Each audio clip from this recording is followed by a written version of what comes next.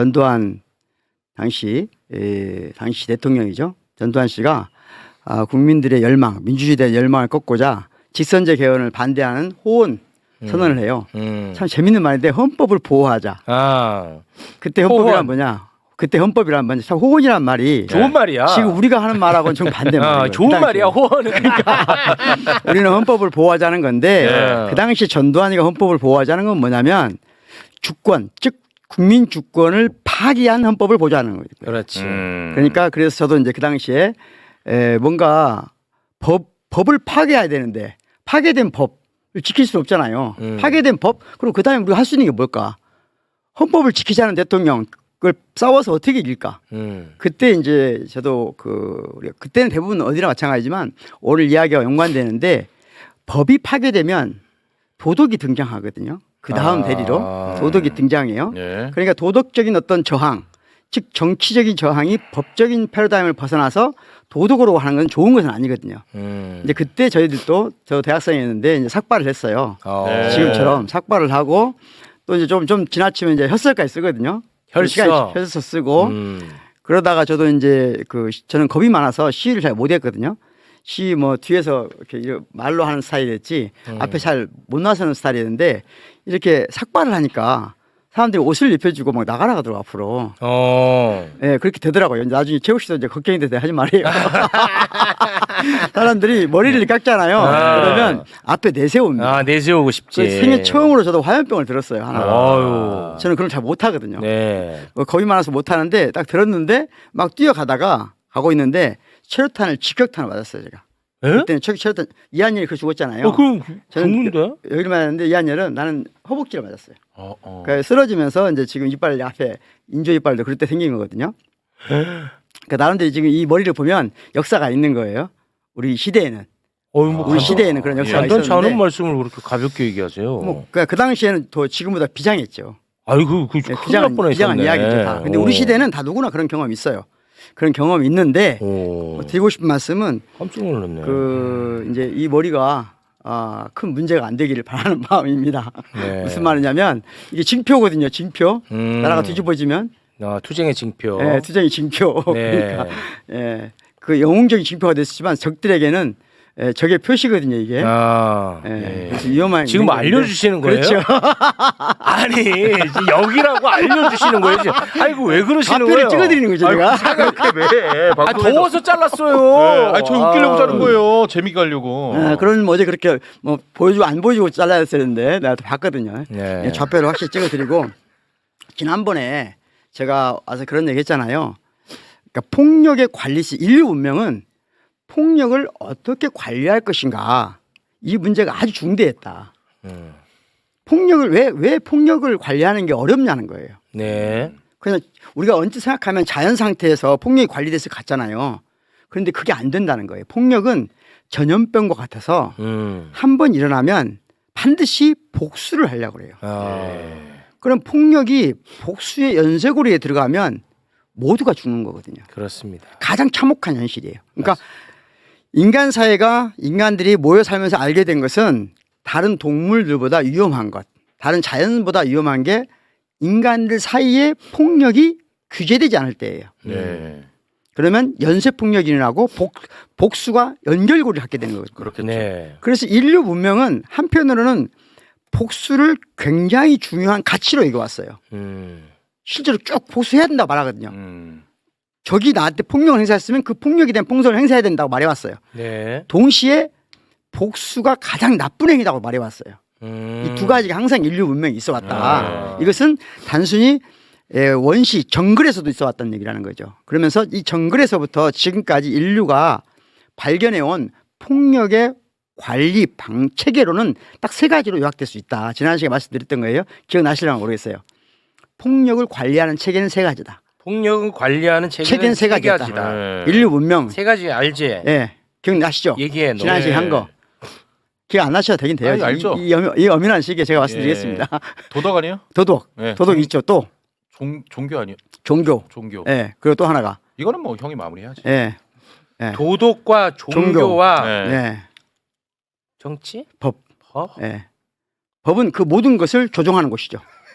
예. 그런데 자 그러니까 도덕 이전에는 종교가 먼저 폭력을 관리하는 체계였고 그다음이 도덕이었고 네. 그다음에 법이 생겼을 때 네. 이때는 완벽한 단절이 이루어지거든요.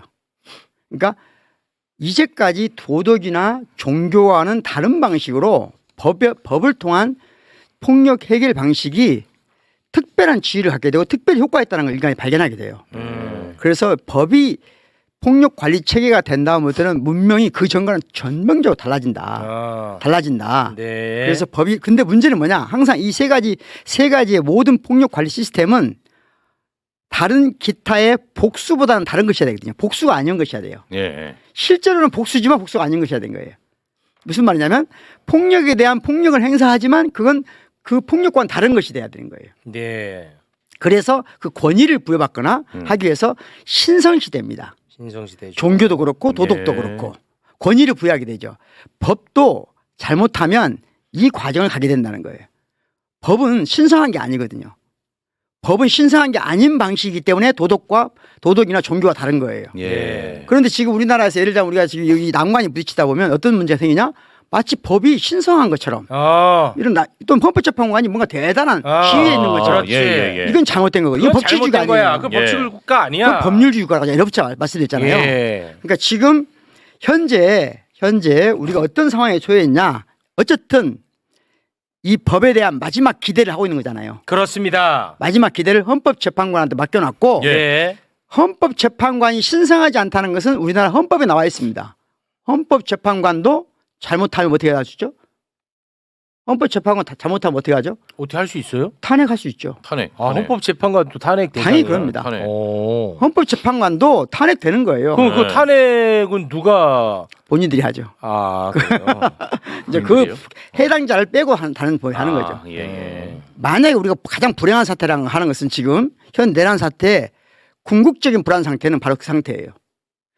저는 윤석열은 못 돌아온다고 확신합니다. 네. 어떤 경우에도. 탄핵이 각하되나 뭐 어떤 경우에도 윤석열은 못 돌아온다. 네. 최악의 상태는 뭐냐? 헌법재판관이 탄핵되는 상황까지 가는 거예요. 이거 최악의 상태죠. 그 최악의 상황이에요. 예, 그렇게 되면 우리 안에 법이 폭력을 제어하는 최종 체계로서의 권위를 상실해 버리는 거야. 그렇지. 이건 엄청난 문제인 거예요. 맞아. 이게 나라가 망하는 정도가 아니고 나라가 망하는 문제가 아니에요. 가장 나라가 망하는데 나만 잘 살면 되잖아요. 뭐가 문제예요. 그런데 그게 아니라 나라가 망하는 데서 끝나지 않아요. 이것은. 다시 말하면 광장이 피바다로 물드는 것뿐만 아니라 밀실이 파괴되는 거거든요. 이 밀실이 파괴된다는 말을 오늘 설명을 좀 하려고 하는데 네. 그것에 앞서서 방금 말씀드린 것처럼 만약에 법이 폭력을 제어할 수 있는 기능을 상실한다. 그러면 도덕이 들어오잖아요. 그렇습니다. 도덕이 들어오는데 이미 법이 위험해지고 있으면 도덕도 이미 훼손되기 시작해요. 이미 훼손됐지. 이미 훼손되기 시작해요. 네. 그것을 최근에 우리 유흥식 추기경님께서 네. 발표하셨잖아요. 맞습니다. 굉장히 적절한 발언. 아주 이분 대단한 분이시거든요. 우리 역사가 배출한 아주 위대한 분 중에 한 분이에요. 네. 여러 가지 경력을 보면은 이분이 하신 말씀 단 하나가 아주 중요해요. 그러면은 그 바티칸에서 보내온 영상 어제가 저희가 보면 좋을 것 봤습니다만 한번 잠깐 보고 올까요? 네. 그럼 좋을 것 같아요. 잠깐 또 보고 오겠습니다. 지난해 말 고국에서 벌어진 계엄 선포라는 믿을 수 없는 소식을 접하고 참담하기 이루 말할 수 없었습니다. 다행히 국회가 신속하게 계엄 해제를 의결함으로써 국가적 비극으로 치닫는 일은 일단 멈췄고 수많은 국민이 추위를 뚫고 광장과 거리로 나와 함께하면서 탄핵 소추안이 가결됐다는 소식을 들었습니다. 그런데도 아직 상황은 마무리되지 않은 채 국민의 마음은 여전히 살얼음판을 걷고 있습니다. 헌법재판소에 호소합니다. 되어야 할 일은 빠르게 되도록 하는 일이 정의의 실현이며 양심의 회복입니다. 정의에는 중립이 없습니다. 우리 헌법이 말하는 정의의 판결을 해주십시오. 빠른 시일 내에 잘못된 판단과 결정을 내린 사람들에 대한 시시비비를 명백히 밝혀주시길 촉구합니다. 바티칸에서 부족한 점이 많은 추기경, 이용식, 라자로가 드립니다. 고맙습니다. 네. 정말 귀한 말씀해 주셨고 굉장히 어려운 결정을 하신 하셨다고 거겠죠. 생각합니다. 마치 네. 저는 그 87년 체제약과 제가 87년 항쟁을 할 때 명동성당을 만난 느낌이었어요. 딱 그 느낌을 받았어요. 그 느낌 받으셨어요? 네, 명동성당이 지금 유흥식 추기경님께서 그때의 명동성당을 인격체로 대신해주고 계신다. 이건 교황청 장관 하시면서 이런 발언하시 굉장히 어렵습니다. 굉장히 어렵고 한마디 한마디가 모두 굉장히 깊이가 있는 말씀이세요. 그 중에 되어야 할 일은 되는 게 정의라고 하시잖아요. 네. 그리고 또 한 말씀 하시냐면 양심의 회복이라고 말씀하셨는데 다른 말로 하면 양심이 지금 훼손됐다는 얘기예요. 예. 이게 무슨 말이냐면요. 법치가 무너지고 폭력 관리가 안 되면 가장 무서운 게 양심이 훼손됩니다. 무슨 말이냐면 여기서 이제 방금 말한 말씀을 드리고 싶은데 법이 무너지면 도덕이 서야 된다고 했잖아요. 그럼 도덕이라고 하는 것은 도덕의 역사를 쭉 나눠보면 크게 도덕적 규범, 행위, 이 법칙을 정당화하는 기제가 마지막 최종 근거가 있을 거 아니에요. 도덕을 정당화하는 최종 근거.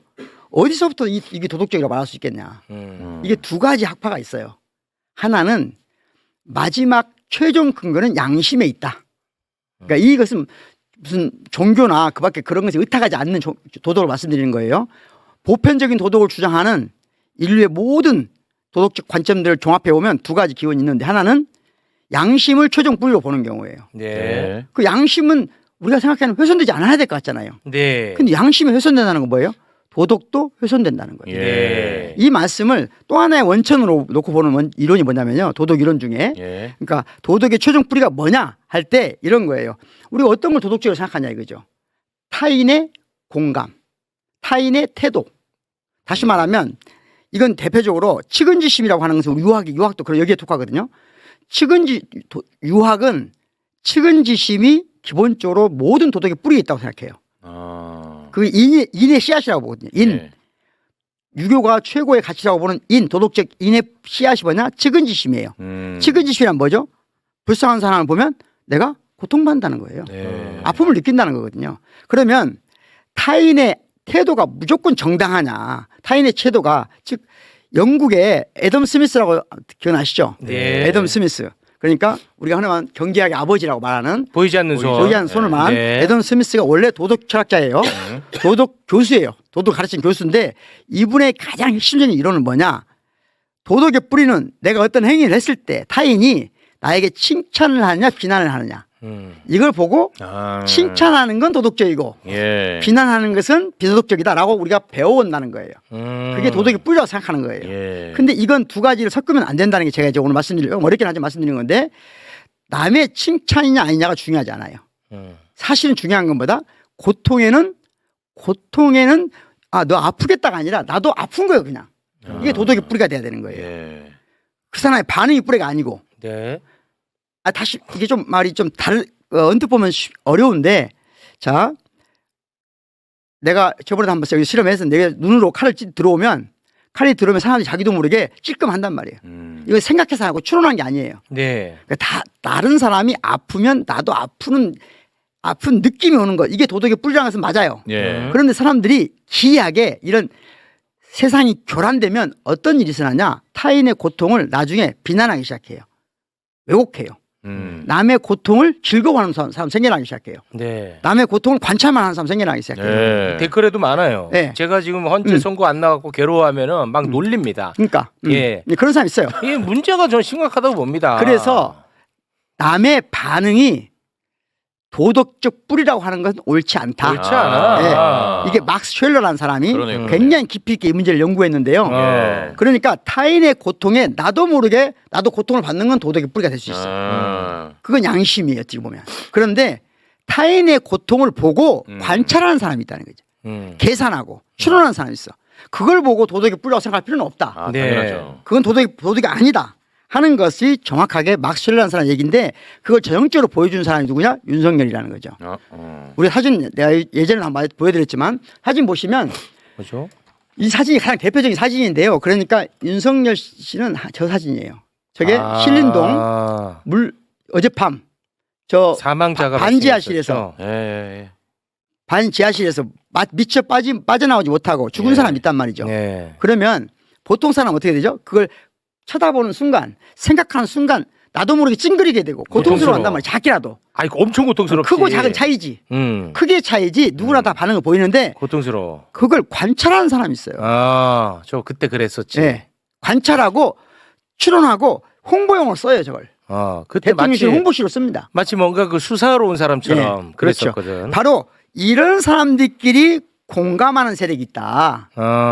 즉 타인의 고통을 관찰하고 측량하고 홍보에 사용하는 자기 이익에 사용하는 이런 사람들이 지금 내란에 난 동조하고 있다고 보거든요. 그렇기 때문에 지금 우리가 문제는 뭐냐? 예. 지금은 도덕이나 양심이 훼손되고 있다. 그러니까 법이 훼손되면 양심이 최종 뿌리가 돼야 되는데 양심조차 훼손될 위기에 놓여 있다. 예. 그럼 무슨 말이냐? 광장과 양심의 관계에서 보면 광장이 건강하면 양심도 건강할 수 있는데 문제는 뭐냐? 자, 개인의 양심이 심지어 이런 수가 있거든. 누가 계속 나를 마녀사냥 예를 들어볼게요. 조금 약간 좀 뛰어넘긴 했는데 마녀사냥을 받은 사람들이 주변에서 너 정말 마녀였지 계속 하단 말이에요. 그럼 마녀사냥의 사형 선고를 받은 사람이 심지어 사형 선고가 정당하다고 생각하게 돼요. 이건 오랜 연구를 통해 밝혀진 거예요. 예. 그러니까 주변 사람들이 나를 비난하면 나도 모르게 내가 뭐 잘못된 거 아닐까? 이게 양심의 훼손이에요. 그게 훼손이야. 막 네. 그런 경우 생깁니다. 그렇죠. 실제로. 지금 그렇다. 지금 그 상황이 상황이야. 지금 그 상황 위험한 상황 같다는 지금 거예요. 위험한 상황이야. 처음에 우리가 12월 3일, 예. 4일 됐을 때 이거는 너무나 명백한 내란이야. 그렇죠. 설마 이거를 뒤집을 거라고 상상도 못했어요. 음. 근데 지금은 반반 마치 그렇죠. 반반이 마치. 된 것처럼 돼버렸어. 그렇죠. 그러면서 마치 내가 혹시 뭐 잘못한 거 없나? 이렇게 되면은 정말로 맞아. 마치 마녀 사냥이 정당하다고 하는 생각까지 가게 된다는 거예요. 그렇습니다. 지금 댓글 보면요, 이 양심의 훼손을 저는 많이 느낍니다. 지금 말도 안 되는 결과들이 쏟아지고 있습니다. 예. 그때마다 댓글에서 마치 저를 조롱하면서 너 또 틀렸지 이러면 이러고 있어요. 이거 양심의 훼손이거든요. 그렇죠. 양심의 훼손이고 예. 그걸 제가 보기에 지금 우리 이 12.3 내란 이후 양심이 훼손됐다는 걸 가장 정확하게 짚으신 분이 유흥식 추기경님이에요. 그러니까 다른 말로 하면 헌법재판소에 지금 뭘 요구하고 있냐? 도덕의 뿌리, 양심의 훼손 이걸 막으려면 빨리 선고해라는 거예요 지금. 이대로 가면 훼손이 더 심각해지니까. 양심이 훼손되면 이제 모든 게 다 무너지는 거예요. 다 무너지는 거야. 네. 그 복원도 어려워요. 그렇죠. 그 얘기하는 거예요 지금. 예. 그만큼 양심이 훼손되는 것만큼 이거 위험한 게 중요한- 없다는 것을 진짜 중요한 지적이다. 그 얘기를 저는 진짜 이거는 저 과장이 아니고 예. 저 지금 뭐 누구를 비난하는 게 아니고 그렇죠. 저 댓글 보면서 진짜 막 소름이 돋아요. 오, 우리 같은 대한민국 구성원으로서 이런 게 막 재밌나? 그러니까 어떻게 이렇게 키득거리지? 나를 어떻게 조롱하지? 저 우리처럼 좀 훈련받은 사람이잖아요. 저희들은 그래도 예를 들자면 저 같은 경우도 이런 말을 하면서 그런데도 불구하고 지난번 저에 대한 가짜뉴스가 있었잖아요. 제가 청년들은 막 뭐라고 했다 안 했는데 그 거짓말이었죠. 거짓말했잖아요. 네. 근데 그걸 가지고 우리 학교에 계속 누가 붙여요. 지금도 지금은 안 붙이는데 그때 한참 네. 많이 붙였어요. 그러면 네. 나도 모르게 영웅씨 혼자 앉아서 어떤 생각이 드냐면요. 혹시 나한테 뭐 문제는 없었나? 맞아. 이렇게 돼요. 맞아요. 사람이 돼. 이게 양심의 훼손이라니까요. 특히나 자기 성찰 잘하는 사람은 더 네, 그래. 훼손이 돼. 훼손이 돼. 근데 이게 전 국민적으로 일어나면 윤석열 세대가 가장 바라는 거예요. 그렇지. 이걸 우리가 막아야 된다. 이걸 첫 번째 막아야 될 소명이 누구한테 있다? 헌법재판관한테 있다. 너무 진짜 중요한 말씀이야. 이 말씀을 누가 했다? 우리 유흥식. 유흥식. 네. 주영이 말씀해 주셔서 제가 다시 한번 강조를 하고 싶어요. 아. 그래서 우리가 지금 이 대열에 즉 고통을 남의 고통을 계산하고 추론하고 사용하는 사람들과의 싸움이기 때문에 예. 우리 스스로 양심을 굳건하게 가져야 된다. 좋다. 예. 훼손되지 말고. 진짜 네, 중요한. 이걸 굉장히 제가 아 끝까지 너무 말씀드리고 싶고. 시의적절하다 진짜. 아, 이거 헌재가 봤으면 좋겠다 이거. 예, 그러면 그리고 나서 그럼에도 불구하고 저는 오늘 굉장히 중요한 날이라고 생각하거든요. 오늘이요? 예, 왜 중요하다고 생각하냐면 오늘 이 자리가 제가 지금까지 여기 와서 아, 철학 예, 강의를 예. 하면서 제가 꼭 이 말씀을 드리고 싶은 게 내일 만약에 탄핵 선고에 대한 예고가 없다. 예. 그러면 좀 다른 자세를 같이 한다고 저는 생각해요. 아 내일이 중요합니까? 내일 안 하면 이번 주 금요일 안 한다고 봐야 되거든요. 다음 이틀 주로 전 넘어가니까. 이틀 전에 고지하니까 네. 보통 상식적으로 보면 음. 내일 안 하면 이번 주를 넘긴다고 봐야 돼요. 예. 그러면 그때부터는 저는 헌재의 태도에 대한 우리의 여러 가지 추론이 별로 무의미하다고 봐요. 그것보다 더 중요한 게 뭐냐? 이때부터는 정확하게 저항을 해야 된다. 지금까지는 권고했다면 이젠 저항의 시점으로 바꿔야 된다. 아. 그래야 이길 수 있다고 생각해요. 예. 저항의 시점이 되어야 된다. 다시 말하면 물론 저항이 뭐냐라고 하는 것에 대해서 여러 가지 의미가 있을 수 있죠. 저항의 의미가 여러 가지 있는데 저항한다는 것은 원래 프랑스 말로는 레지스탕스라고 하잖아요. 네. 그 레지스탕스란 말이 지스탕스란 말이 세우다, 서다 이 말이거든요. 그러니까 레 그러면 다시 또는 반대로 이 말이거든요. 예. 그러니까 국가에 반해서 맞선다 이런 뜻도 있어요. 레지스탕스란 말이. 그런데 그 시스탕스가 스테이트란 말하고 어원이 같습니다. 네. 국가란 말하고 어원이 같아요. 쓰다 세우단 말이거든요. 그러니까 다시 국가를 세운단 말도 되는 거예요. 네. 그러니까 다시 말하면 지금이야말로 만약에 헌법재판관이 이번 주에도 선고를 하지 않는다면 그들이 어떤 선고를 할 것인지를 추론하고 권고하기보다는 그들이 우리가 원하는 선고를 하도록 강제해야 된다는 거예요. 강제해야 된다. 그러기 위해서는 뭔가 제대로 된 저항이 있어야 된다. 예. 그게 이번 주 토요일 날은 만약에 금요일 날까지 선고가 안 되면 토요일 날은 엄청난 저항을 해야 된다고 저는 말씀드리고 싶어요. 네. 그런데 저항이란 게 여기서 이제 저항은 어디까지 염두에 두고 있는 거냐면 합법적 저항이어야겠죠. 그걸 당연하죠. 네. 당연하죠. 왜냐하면 또 이걸 따다가 네. 또 뭐 언론사에서 야 이것도 폭동을 네. 조장한다 그렇지. 저항이라고 이렇게 네. 해버린다고. 저항. 그러니까 당연히 저항. 합법적이어야 되겠죠. 네. 합법적으로. 합법적이면 당연한 거예요. 네. 저항을 해야 되는데 저는 저들이 어떤 술수를 쓸까? 저들이 어떤 술수를 써왔을까 지금까지. 그게 저들이 오랫동안 인류 역사를 쭉 종교적인 방식으로 아까 종교로 폭력을 관리하는 방식. 이건 제가 한 말이 아니고 최근에 우리나라에서도 극우 보수주의자들 특히 네. 종교와 연관된 기독교와 연관된 사람들이 가장 많이 인용하는 철학자 한 분이 있어요. 르네 지라르라는 분이 있어요. 르네 지라르? 지라르. 지라르. 뭐라? 이 발음을 다 사람들이 들으면 네, 그러니까 이상하게 맞아요. 지랄 같네요, 그죠? 그러네. 예. 혹시 피터 틸. 네? 피터 틸. 피터 틸? 예. 지금 팔란티어. 팔론티어? 팔란티어? 뭐야? 아, 이쪽에 관심이 없으시구나. 아무튼 아무튼 트럼프 정부를 아. 이끄는 핵심 자본 뒤에 있는 세력들 네. 중에 피터 틸이라는 사람이 피터 틸. 그나마 페이팔 마피아의 두목. 페이팔 네. 마피아라고 그러죠? 아, 잘 모르시구나. 그러면 넘어가고요. 다시 말하면 지금 우리나라 보수 기독교의 뿌리를 가지고 가보면 페이팔 얘기하는 거예요? 페이팔? 아, 예, 페이팔. 페이팔 마피아라고 상업주? 하죠. 예, 그렇죠. 페이팔. 그뭐 마피아라고 해. 페이팔. 그 사람들이 그렇게 페이팔 마피아라고 그래요. 페이팔 마피아. 아. 왜 그러냐면 그분들이 정치적으로 굉장히 어떤 독특한 위치를 가지고 근데 어. 그분들이 기본적으로 가장 그분들에 의해서 유명해진 사람이 르네 지라르예요. 네. 이 르네 지라르에 따르면 종교가 폭력을 오랫동안 관리하는 방식은 희생양 전략이에요. 희생양을 찾아서 희생양한테 폭력을 뒤집어 씌우는 거거든요. 쉽게 말하면 희생자가 아니고 희생자를 가해자로 만드는 전략인 거예요. 그렇지. 그러니까 예를 들자면 그들이 오랫동안 인류 역사 그려왔다는 거죠. 근데 실제로 우리나라도 보면 조선 말에 모든 문제를 결국은 동학 농민군이 마치 가해자인 것처럼 조선을 멸망시킨 가해자처럼 만들거든요. 아, 예. 그게 희생자 전략이에요. 예. 그리고 일제시대 때는 대표적인 게 관동 대지진 때 일본 사람들이 일본 정부 자체에 대한 폭력을 일어날 것 같으니까 누구를? 조선인을 네, 가짜 뉴스로. 가짜 뉴스로 조선인을 가해자로 만드는 거잖아요. 그렇습니다. 그리고 해방 이후 이승만은 누구를 가해자로 만듭니까? 여수와 순천의 시민들 그리고 네. 제주도의 시민들을 가해자로 만들죠. 그렇습니다. 가해자로 만드는 것이 실제로 희생을 시키면서 가해자로 만드는 거예요. 예. 박정희는 누구를? 부산과 마산의 시민들을, 전두환은 누구를? 광주 사람들을. 네. 이런 방식으로 그러니까 실제로는 피해자인데 희생자인데 희생자를 뭐 소위 뭐 폭도로 만들기도 폭도로 하고 만들고 가해자로 만드는 거예요. 발광이로 만들기도 하고 막 네. 그런 거죠. 그런 전략을 써왔는데 네. 이 르네시라는 사람이 가장 위대한 역사적 주인공은 누구냐? 예수 그리스도라는 거예요. 왜냐?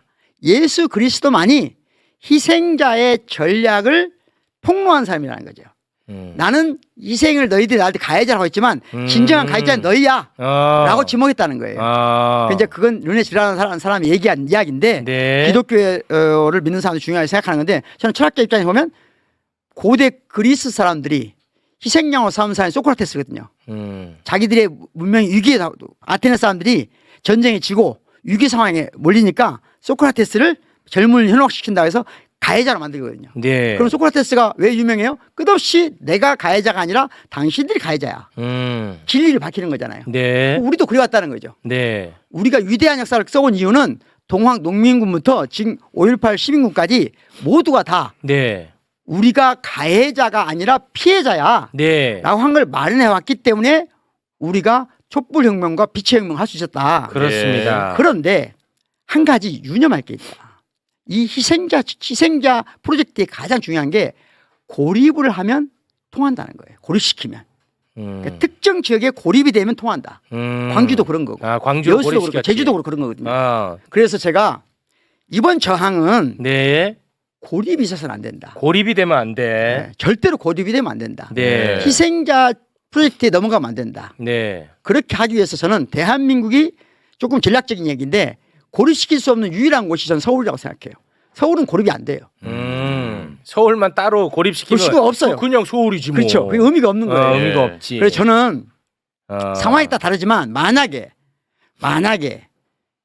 헌재가 시간을 늦춘다는 것은 우리의 양심을 훼손하는 일이거든요. 그렇습니다. 그럼 훼손된 양심을 회복하는 방법은 네. 시민들 스스로 저항하는 합법적 것이다. 저항이 나서야 된다. 예. 단 고립되면 안 된다. 제가 고립되면 안 무서운 돼. 게 뭐냐면 광주가 고립돼서 광주에서 저항이 일어났어. 그렇죠. 이번에도 그러면 안 돼. 모든 지역에 계엄령 지역 사무소를 차리고 있었는데 광주만 안 했거든요. 그럼 광주가 또 고립될 수 있는 거예요. 심지어 무서운 얘기 하나 해드릴까요?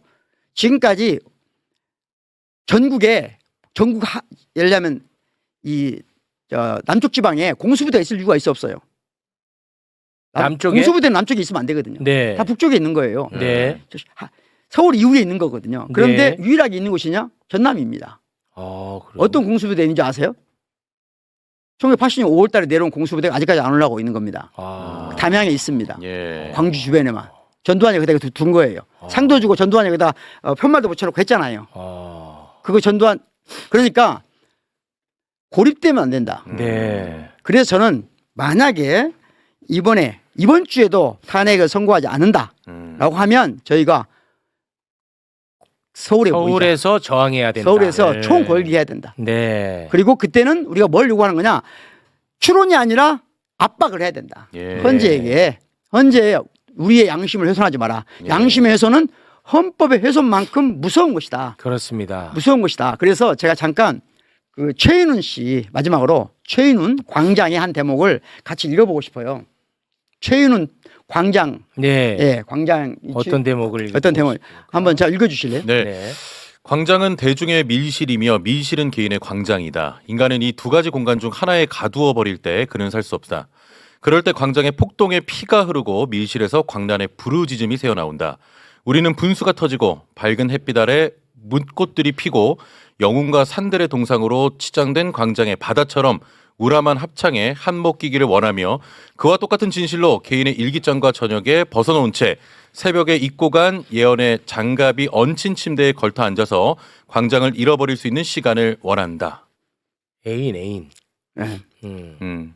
글자 그런데- 모양만 읽지 말고 네. 내용을 읽어야지. 네, 네. 글자 그런데 모양만 읽었잖아.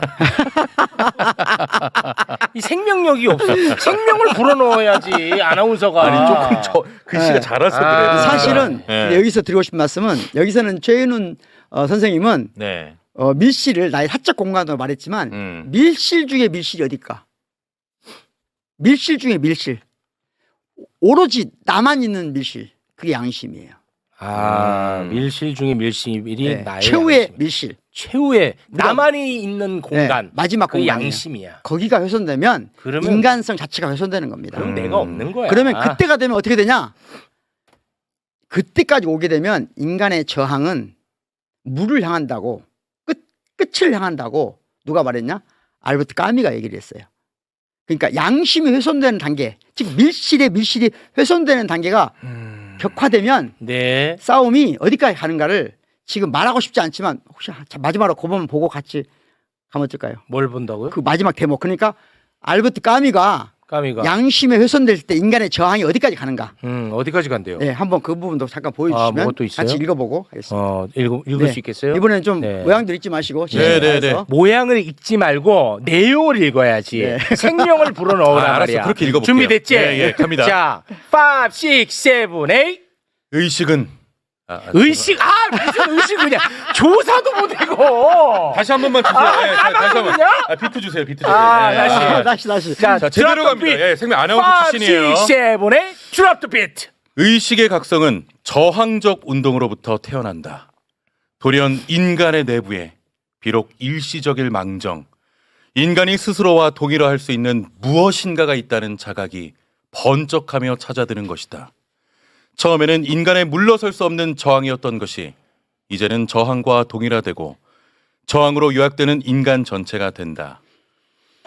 단순히 존중받게 하고 싶었던 자기 속의 그 부분을 그는 이제부터 그 밖에 어떤 것보다 위에 놓고 그 어떤 것보다 심지어 생명보다 더 소중한 것으로 선언하게 된다. 이전에는 타협 속에 안주하던 노예가 단번에 전체 아니면 무라는 극한 속으로 몸을 던진다. 의식의 반항과 함께 태어난 것이다. 자, 이제 의미가 전달되잖아요. 예, 예. 다르지? 예, 제대로 하겠습니다. 저항을 통해서 각성이 일어나면 예. 그 각성이 왜 일어나냐? 아까 말한 대로 내 도덕까지 훼손돼 버리면 갈 곳이 없거든요. 갈 곳이 없어요. 갈 곳이 없어요. 그러니까 전부 아니면 무. 이 상태의 투쟁으로 감염되는 거예요. 이게 가장 불행한 사태인 겁니다. 이게 뭐냐? 1980년 5월 27일 날 새벽 광주의 도청안인 거예요. 네. 전체 아니면 무를 선택할 수밖에 없는 상황으로 우리 국민을 몰아가지 않으려면 네. 헌법재판관님들께 간곡하게 부탁드립니다. 네. 이번 주 안에 하셔야 됩니다. 진짜 해야 돼. 안 할 이유가 없고. 시간이 지체되면 예. 되어야 할 것을 되게 하지 않으면 정의가 문제가 아니고 양심까지 훼손됩니다. 양심이 그걸 훼손된다. 막아주십시오. 막아줘야 됩니다. 철학자로서 부탁드립니다. 대단히 고맙습니다. 울컥하네 갑자기. 지금 양심의 훼손이 진짜 제가 체감하기로는 그 속도가 굉장히 빠른 것 같습니다. 아마 더 빨리 네. 체감하실 거예요. 정말 체감합니다. 아니, 보시니까. 네. 12월 4일에 지금 이 상황을 예상한 사람이 있었을까요? 12월 4일에 오늘 몇 월 며칠이야? 3월 24일. 3월 25일 이 상태를 네. 예상했던 사람은 나는 권성동도 예상 못했다고 봅니다. 권성동도. 그렇죠. 근데 되네 훼손되니까 되네 하다가 여기까지 왔을 거라고 봐요. 네. 되네 하다 보니까 그들이 원하는 쪽으로 양심의 훼손 속도가 너무 빨라 지금. 막아야 돼. 알겠습니다. 복수하는 건 문명이 아니에요. 복수하면 안 되거든요. 복수 연쇄고리로부터 탈출하려면 법이 바로 서야 됩니다. 그래야 양심도 훼손되지 않습니다. 네.